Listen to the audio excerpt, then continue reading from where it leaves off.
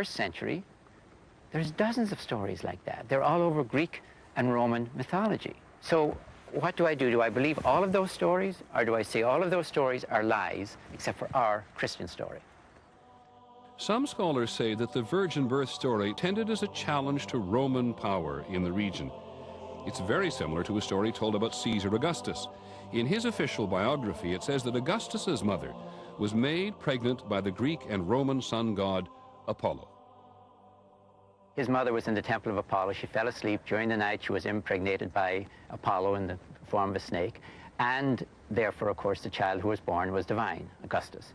And of course, millions of people would have said in the first century, clear, look what he's done. He's brought peace to the warring empire. He's got rid of the civil wars. He's our man. Peacemaker, Son of God. These are all titles of Caesar Augustus.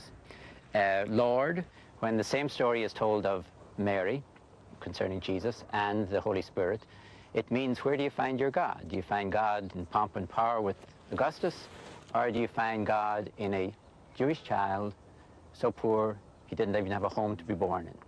That's really what's at issue in that story. First, the accounts of Jesus' virgin birth show none of the standard literary marks of the myth genre. Matthew and Luke are written as history, not mythology. They mention places, people, and events that can be verified through normal methods of historical and archaeological inquiry.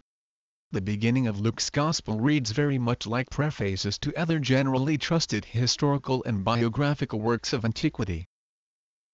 Thus, there is a clear difference in genre between the Gospels and pagan myths. Another difference can be seen in the religious atmosphere of these stories. The pagan myths are polytheistic, the Gospels, monotheistic. The miraculous birth stories in pagan literature usually focus on a god's lust for some mortal woman.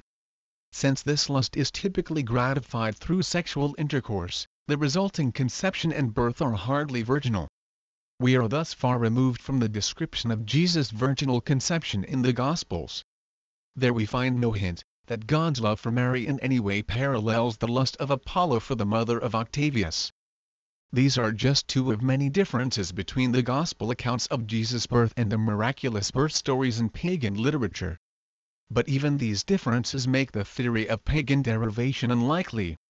Remember, this theory requires us to believe that strict moral monotheists, who claim to be writing history, borrowed some of the crudest elements from polytheistic myths to tell the story of Jesus' birth.